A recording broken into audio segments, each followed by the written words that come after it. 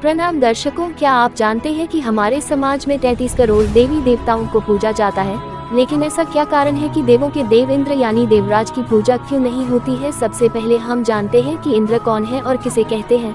माना जाता है कि इंद्र किसी व्यक्ति विशेष का नाम नहीं, बल्कि एक पद का नाम है और दूसरा एक विशेष प्रकार के बादल का भी नाम है।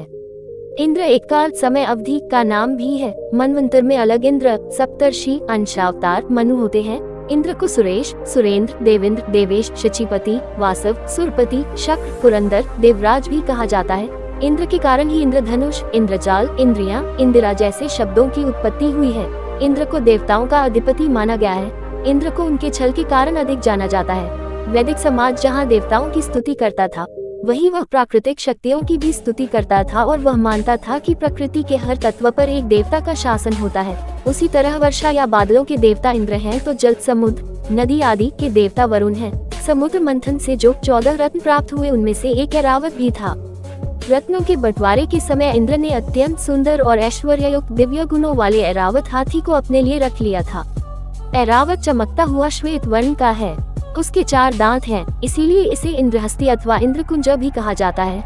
अब तक हुए 14 इंद्र स्वर्ग पर राज करने वाले 14 इंद्र माने गए हैं। इंद्र एक काल का नाम भी है। जैसे 14 मनवंतर में 14 इंद्र होते हैं, 14 इंद्र के नाम पर ही मनवंतरों के अंतर्गत होने वाले इंद्र के नाम भी रखे गए हैं।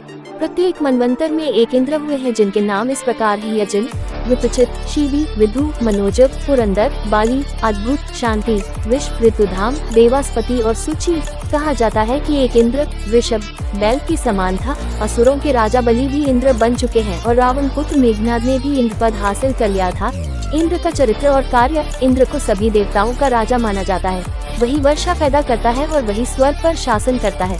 वह बादलों और विद्युत का देवता है। इंद्र की पत्नी इंद्राणी कहलाती है। इंद्र पद पर आसीन देवता किसी भी साधु और राजा को अपने से शक्तिशाली नहीं बनने देता था, इसलिए वह कभी तपस्वियों को अप्सराओं से मोहित कर पथ भ्रष्ट कर देता है, तो कभी राजाओं के अश्वमेध यज्ञ के घोड़े चुरा लेता है। ऋग्वेद के 3 मंडल के वर्णनानुसार इंद्र ने विपाशा, व्यास तथा शतद्रु नदियों के अथाह जल को सुखा दिया, जिससे भरतों की सेना आसानी से इन नदियों को पार कर गई। दशराज्य युद्ध में इंद्र ने भरतों का साथ दिया था। सफेद हाथी पर सवार इंद्र का अस्त्र वज्र है और वह अपार शक्तिशाली देव है। ऐसे माना जाता है कि इंद्र की सभा में गंधर्व संगीत से और अप्सराएं नृत्य कर देवताओं का मनोरंजन करते हैं। इंद्र की शक्तियाँ, इंद्र के युद्ध कौशल के कारण आर्यों ने पृथ्वी के दानवों से युद्ध करने के लिए भी इंद्र को सैनिक नेता मान लिया। इंद्र के पराक्रम का वर्णन करने के लिए शब्दों की शक्ति अपर्याप्त है। वह शक्ति का स्वामी है। उसकी 100 शक्तियाँ हैं, 40 या इससे भी अधिक उसके शक्ति सूचक नाम है तथा लगभग उतने ही युद्धों का विजेता उसे कहा गया है। वह अपने उन मित्रों एवं भक्तों को भी वैसी विजय एवं शक्ति देता है जो उसको सोमरस अर्पण करते हैं।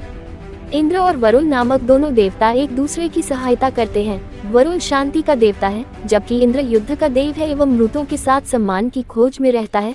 हिंदू धर्म में क्यों नहीं होती इंद्र की पूजा? हिंदू धर्म में इंद्र की पूजा नहीं होती। भगवान कृष्ण के पहले इंद्रोत्सव नामक उत्तर भारत में एक बहुत बड़ा त्योहार होता था। भगवान कृष्ण ने इंद्र की पूजा बंद करवाकर गोपोत्सव, रंग पंचमी और होली का आयोजन करना शुरू किया। श्री कृष्ण का मानना था कि ऐसे किसी व्यक्ति की पूजा नहीं करना चाहिए जो न ईश्वर हो और न ईश्वर तुल्य हो। गाय की पूजा इसलिए क्योंकि इसी के माध्यम से हमारा जीवन चलता है। होली उत्सव इसलिए क्योंकि यह सत्य की असत्य पर जीत का प्रतीक है। रंग पंचमी जीवन को उत्सव और खुशियों से भरने का त्योहार है। श्री कृष्ण का मानना था कि हमारे आसपास जो भी चीजें हैं उनसे हम बहुत ही प्रेम करते हैं, जैसे गाय, पेड़, गोवर्धन पर्वत। तब गोवर्धन पर्वत साल भर हरा घास, फल मूल एवं शीतल जल को प्रवाहित करता था। श्री कृष्ण के शब्दों में ये सब हमारी जिंदगी है। यही लोग, यही पेड़, यही जानवर, यही पर्वत तो हैं जो हमेशा हमारे साथ हैं और हमारा पालन पोषण करते हैं। इन्हीं की वजह से हमारी जिंदगी है। ऐसे में हम किसी ऐसे देवता की पूजा क्यों करें जो हमें भय दिखाता है? मुझे किसी देवता का डर नहीं है। अगर हमें चढ़ावे और पूजा का आयोजन करना ही है तो अब हम गोपोत्सव मनाएंगे, इंद्रोत्सव नहीं। इंद्र को आया तब क्रोध। श्री कृष्ण के निवेदन पर स्वर्ग के सभी देवी और देवताओं की पूजा बंद हो गई। धूमधाम से गोवर्धन पूजा शुरू हो गई। जब इंद्र को इस बारे में पता चला तो उन्होंने प्रलयकालीन बादलों को आदेश दिया कि ऐसी वर्षा करो कि ब्रजवासी डूब जाएं और मेरे पास क्षमा मांगने पर विवश हो जाएं।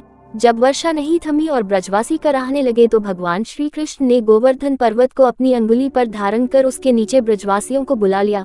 गोवर्धन पर्वत के नीचे आने पर ब्रजवासियों पर वर्षा और गर्जन का कोई असर नहीं हो रहा। इससे इंद्र का अभिमान चूर हो गया। बाद में श्री कृष्ण का इंद्र से युद्ध भी हुआ और इंद्र हार गए। तभी से इंद्र की पूजा का प्रचलन नहीं है।